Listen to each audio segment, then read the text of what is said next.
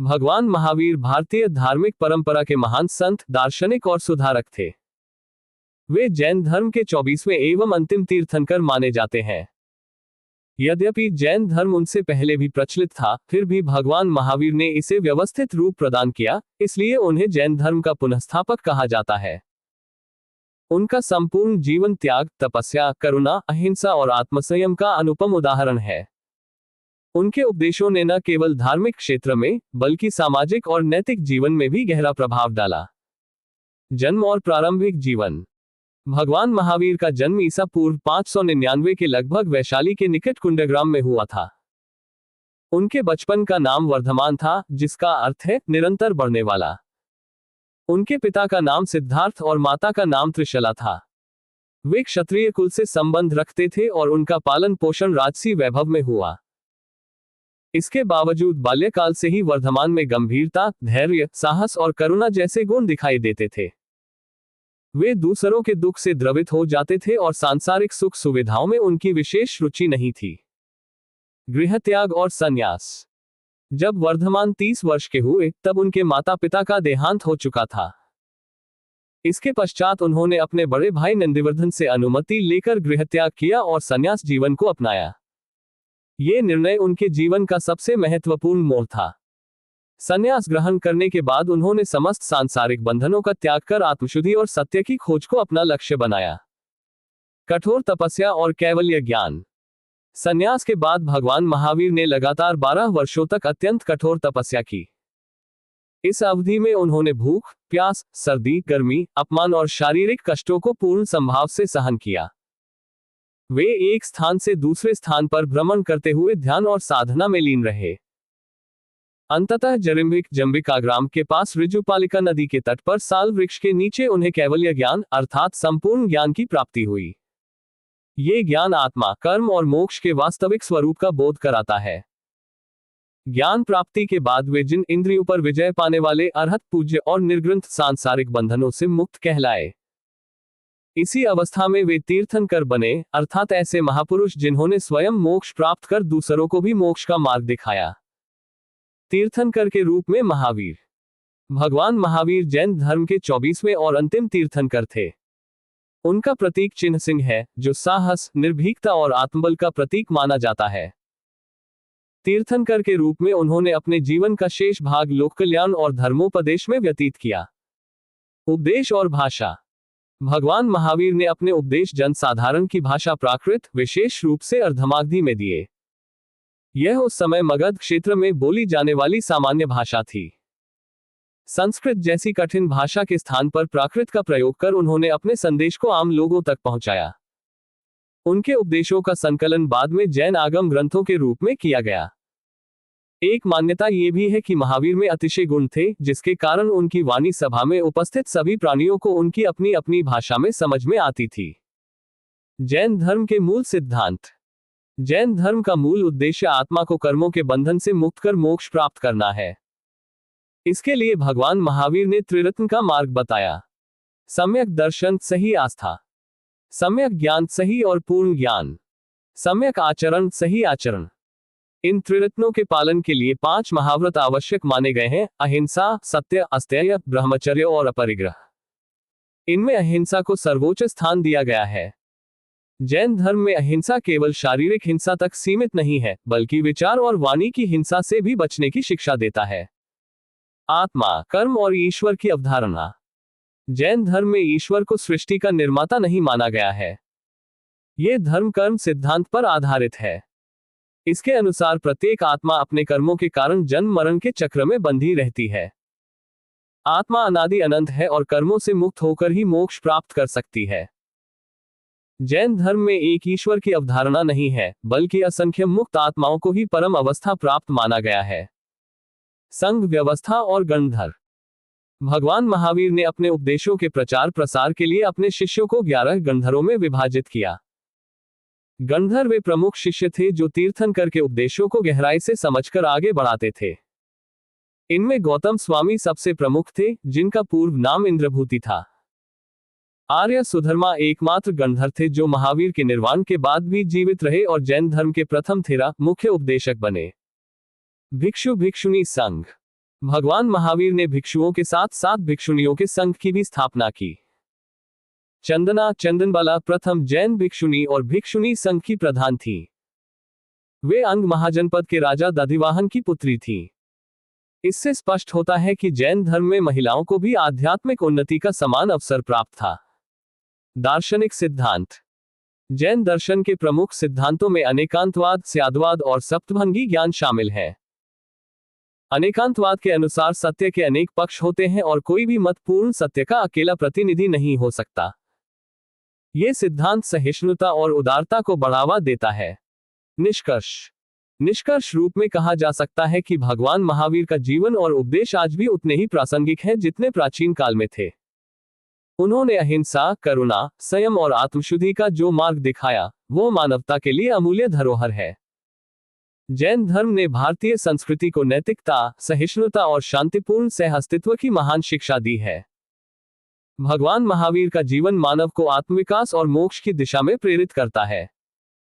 महावीर का बचपन का नाम वर्धमान था और उन्होंने 30 वर्ष की उम्र में माता पिता की मृत्यु के बाद अपने बड़े भाई नंदिवर्धन से अनुमति लेकर संन्यास जीवन ग्रहण किया था। 12 वर्षों की कठिन तपस्या के बाद महावीर को जरिम्बिक के समीप ऋजुपालिका नदी के तट पर साल वृक्ष के नीचे तपस्या करते हुए संपूर्ण ज्ञान का बोध हुआ। इसी समय से महावीर जिन विजेता, अरहत, पूज्य और निर्ग्रंथ बंधनहीन कहलाए। 12 वर्ष की कठिन तपस्या के बाद जंबिक के पास ऋजुपालिका नदी के तट पर साल वृक्ष के नीचे भगवान महावीर को संपूर्ण ज्ञान की प्राप्ति हुई, जिसके बाद वे जिन, अरहत और निर्ग्रंथ कहलाए। ज्ञान प्राप्ति। 12 वर्षों की कठोर तपस्या के बाद महावीर को जंबिका ग्राम जरिम्बिक के पास ऋजुपालिका नदी के तट पर साल वृक्ष के नीचे संपूर्ण ज्ञान प्राप्त हुआ। अन्य नाम। ज्ञान प्राप्ति के बाद महावीर को जिन, विजेता, अरहत, पूज्य और निर्ग्रंथ बंधनहीन कहा जाने लगा। अन्य उपाधि। उन्हें 24वें तीर्थंकर के रूप में भी जाना जाता है। समय। 30 वर्ष की आयु में सन्यासी हो गए थे और 12 वर्ष की कठोर तपस्या के बाद कैवल्य अर्थात सर्वज्ञान की प्राप्ति हुई। महावीर ने अपना उपदेश प्राकृत अर्धमागधिक भाषा में दिया। भगवान महावीर ने अपने उपदेश जनसाधारण की भाषा, प्राकृत अर्धमागधिक भाषा में दिए थे, जो उस समय मगध क्षेत्र, आज के बिहार में बोली जाती थी। अर्धमागधी भाषा। ये भाषा मध्य भारतीय आर्य परिवार की भाषा थी और संस्कृत और आधुनिक भारतीय भाषाओं के बीच एक महत्वपूर्ण कड़ी थी। मगध क्षेत्र। भगवान महावीर का जन्म और उनकी गतिविधियां मुख्यतः मगध क्षेत्र में हुई थी। जनसाधारण की भाषा। प्राकृत भाषा उस समय की आम लोगों की भाषा थी, इसलिए महावीर ने अपने संदेशों को आसानी से लोगों तक पहुंचाने के लिए इस भाषा का उपयोग किया। अतिशय। महावीर जी के पास अतिशय चमत्कारिक शक्तियां थी, जिसके कारण उनकी भाषा सभा में उपस्थित सभी जीवों को अपनी अपनी भाषा में समझ में आ जाती थी। जैन आगम। महावीर के उपदेशों का संग्रह अर्धमागधी भाषा में किया गया, जो आगम नाम से प्रसिद्ध हुआ। अहिंसा और सत्य। महावीर जी ने अपने उपदेशों में अहिंसा, सत्य, अस्तेय, ब्रह्मचर्य और अपरिग्रह पर सबसे अधिक जोर दिया। महावीर के अनुयायियों को मूलतः निग्रंथ कहा जाता था। महावीर के अनुयायियों को मूलतः निग्रंथ कहा जाता था, जो आध्यात्मिक बंधन से मुक्त को दर्शाता है। साथ ही उन्हें जैन भी कहा जाने लगा। निग्रंथ। महावीर स्वामी ने अपने अनुयायियों को निग्रंथ कहा, जिसका अर्थ है कि वे बाहरी दुनिया से अपने आप को अलग कर लेते हैं और सांसारिक बंधनों से मुक्त रहना चाहते हैं। जिन। महावीर स्वामी को जिन यानी विजेता भी कहा जाता था, क्योंकि उन्होंने अपने आप पर और इंद्रियों पर पूर्ण नियंत्रण प्राप्त कर लिया था। जैन। जो जिन के अनुयायी होते हैं उन्हें जैन कहा जाता है। महावीर के प्रथम अनुयायी उनके दामाद जामिल बने।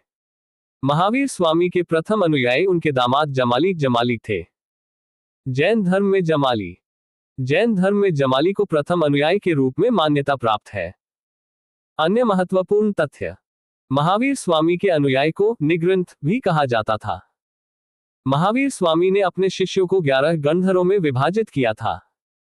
जैन धर्म का प्रथम थेरा उपदेशक आर्य सुधर्मा था, जो महावीर स्वामी की मृत्यु के बाद भी जीवित रहा। प्रथम जैन भिक्षुणी चंपा थी, जो दधिवाहन की पुत्री थी। प्रथम जैन भिक्षुणी नरेश दधिवाहन की पुत्री चंपा थी। अंग महाजनपद की राजधानी चंपा के शासक दधिवाहन की पुत्री चंदना थी। महावीर ने अपने शिष्यों को 11 गणधरों में विभाजित किया था। भगवान महावीर ने अपने ज्ञान प्राप्त होने के बाद अपने शिष्यों को 11 गणधरों में विभाजित किया था, जिनमें गौतम स्वामी प्रमुख थे। गणधर क्या होते हैं? जैन धर्म में गणधर उन प्रमुख शिष्यों को कहा जाता है जो तीर्थंकर के ज्ञान को समझने और दूसरों को समझाने में सक्षम होते हैं। महावीर के 11 गणधर। इन 11 गणधरों को महावीर ने अपनी ज्ञान की शिक्षा को आगे बढ़ाने के लिए चुना था। प्रमुख गणधर। इनमें सबसे प्रमुख गौतम स्वामी थे, जिनका पूर्व नाम इंद्रभूति था। गणधरों का महत्व। महावीर के निर्वाण के बाद इन गणधरों ने भगवान के उपदेश को आगे बढ़ाया। अन्य गणधर। अग्निभूति, वायुभूति, आर्यव्यक्त, मंडिकता, अचलभार, मैत्रेय, प्रभास आदि अन्य गणधरों के नाम हैं। दीक्षित गणधर। महावीर ने पावा में 11 ब्राह्मणों को जैन धर्म में दीक्षित किया, जो सर्वप्रथम अनुयायी माने जाते हैं।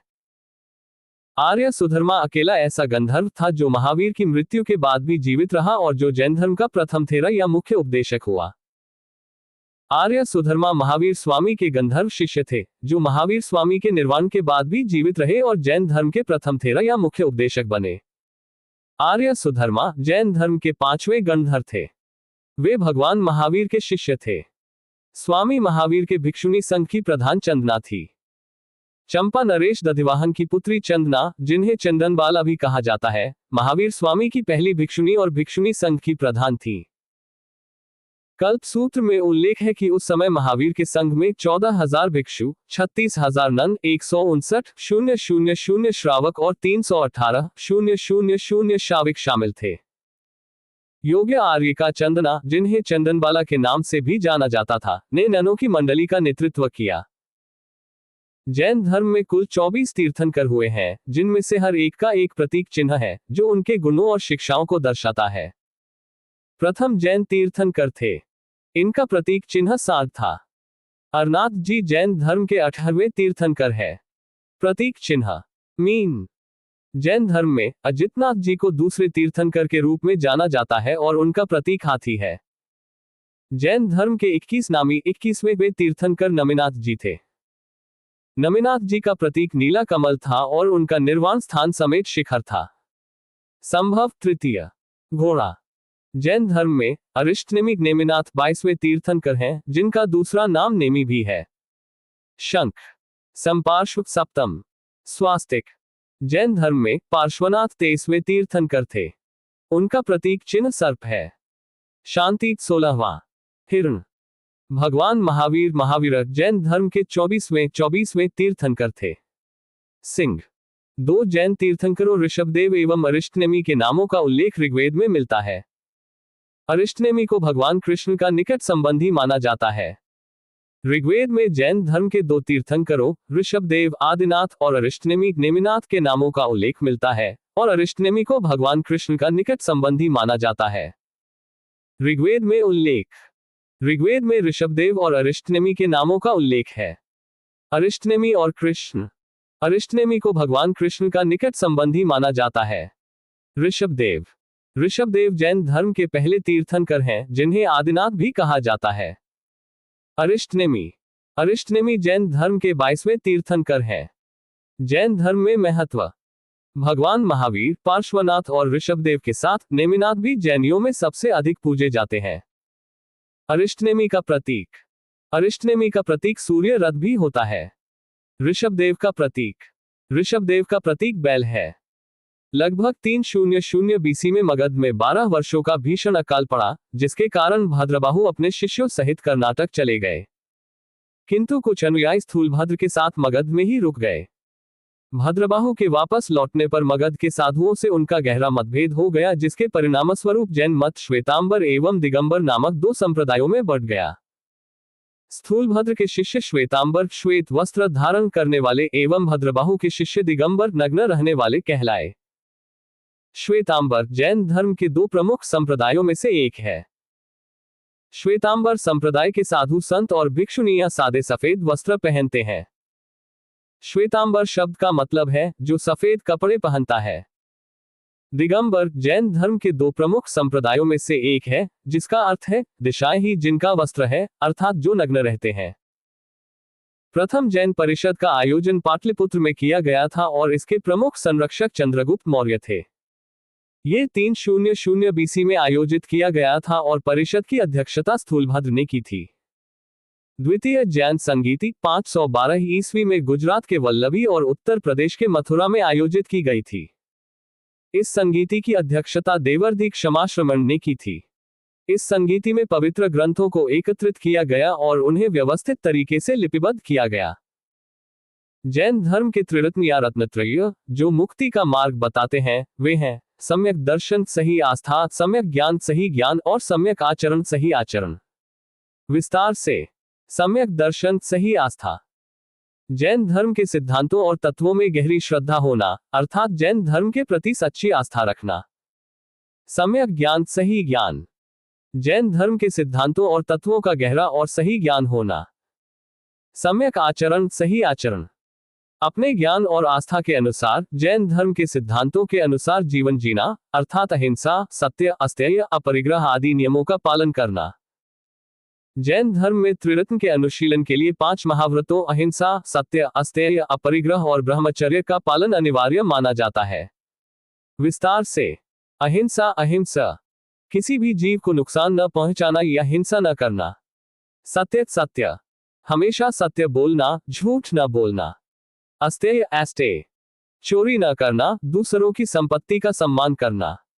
अपरिग्रह अपरिग्रह अनावश्यक वस्तुओं का संग्रह न करना, त्याग और अनावश्यक लगाव से दूर रहना। ब्रह्मचर्य ब्रह्मचर्य इंद्रियों पर नियंत्रण रखना, खासकर यौन इच्छाओं पर।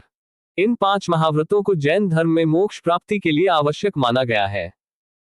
जैन धर्म के 4 वरों शिक्षा, अन्न, चिकित्सा और आवास के सिद्धांत ने इसे लोकप्रिय बनाने में मदद की। अन्न का अर्थ है खाद्य पदार्थ, अनाज या भोजन। चिकित्सा का अर्थ है रोगों से मुक्त होने के लिए किया जाने वाला उपचार, जिसमें स्वास्थ्य की रक्षा और रोगों का निवारण शामिल है। जैन धर्म में ईश्वर को जगत का कर्ता नहीं माना जाता, बल्कि आत्मा विकास की सर्वोच्च अवस्था को ही ईश्वर बताया गया है। जैन धर्म में ईश्वर की मान्यता नहीं है। ईश्वर की अवधारणा। जैन धर्म में ईश्वर को ब्रह्मांड का निर्माता, उत्तरजीवी और विध्वंसक नहीं माना जाता। आत्म विकास पर बल। जैन धर्म का मानना है कि व्यक्ति तप, सत्कर्म आदि के माध्यम से आत्म विकास की सर्वोच्च अवस्था प्राप्त कर सकता है, जिसे ईश्वर के रूप में देखा जाता है। अनेक मुक्त आत्माएं। जैन धर्म में एक ईश्वर नहीं है, बल्कि असंख्य मुक्त आत्माएं हैं जो मोक्ष प्राप्त कर चुकी हैं। कर्म सिद्धांत। जैन धर्म कर्म सिद्धांत पर आधारित है, जिसमें व्यक्ति के कर्मों के अनुसार फल प्राप्त होते हैं, न कि किसी ईश्वर द्वारा। अहिंसा पर जोर। जैन धर्म में अहिंसा को सबसे महत्वपूर्ण सिद्धांत माना गया है, और यह सभी प्राणियों के प्रति दया और प्रेम का संदेश देता है। जैन धर्म में आत्मा जीव की मान्यता है, जिसे वे एक शाश्वत और वास्तविक सत्ता मानते हैं, जो शरीर से अलग होती है और पुनर्जन्म के चक्र में रहती है। जैन धर्म में आत्मा की मान्यता है। जीव आत्मा। जैन धर्म में आत्मा को जीव कहा जाता है, जिसका अर्थ है एक सचेत जीवित प्राणी। अस्तित्व। जैन धर्म के अनुसार आत्मा एक वास्तविकता के रूप में मौजूद है, जिसका शरीर से अलग अस्तित्व होता है। पुनर्जन्म।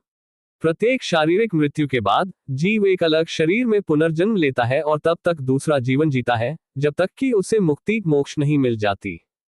मोक्ष। जैन धर्म का लक्ष्य आत्मा को कर्मों से मुक्त करना है, जिससे वह पुनर्जन्म के चक्र से बाहर निकल सके और मोक्ष प्राप्त कर सके। अनादि अनंत।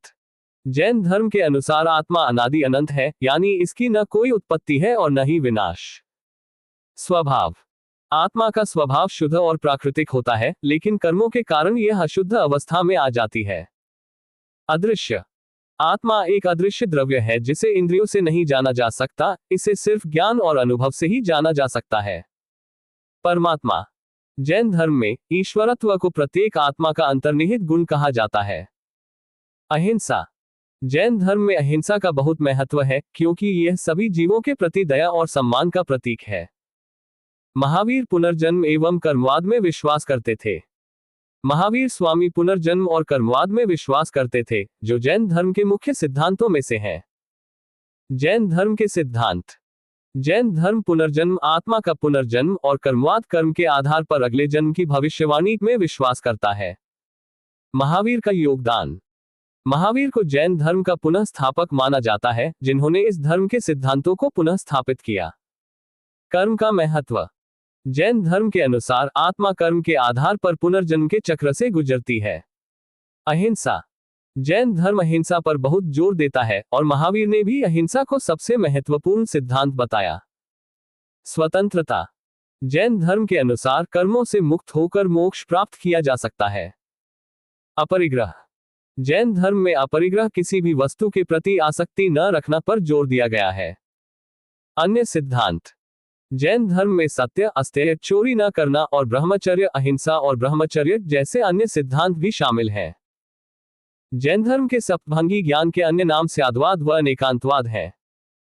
जैन धर्म में सप्तभंगी ज्ञान को स्याद्वाद और अनेकांतवाद के नाम से भी जाना जाता है, जो सापेक्षता और बहुमुखी दृष्टिकोण पर आधारित है। सप्तभंगी ज्ञान। ये जैन दर्शन का एक महत्वपूर्ण सिद्धांत है जो ज्ञान की सापेक्षता और विभिन्न दृष्टिकोणों को स्वीकार करता है। स्याद्वाद। इसका अर्थ है सापेक्षतावाद या संभव है। ये ज्ञान की सीमाओं को स्वीकार करता है और कहता है कि कोई भी चीज एक निश्चित रूप से नहीं है, बल्कि विभिन्न परिस्थितियों और दृष्टिकोणों के अनुसार अलग अलग दिखाई दे सकती है। अनेकांतवाद। ये सिद्धांत कहता है कि किसी भी वस्तु या घटना के अनेक पहलू होते हैं और कोई भी दृष्टिकोण पूर्ण सत्य नहीं हो सकता।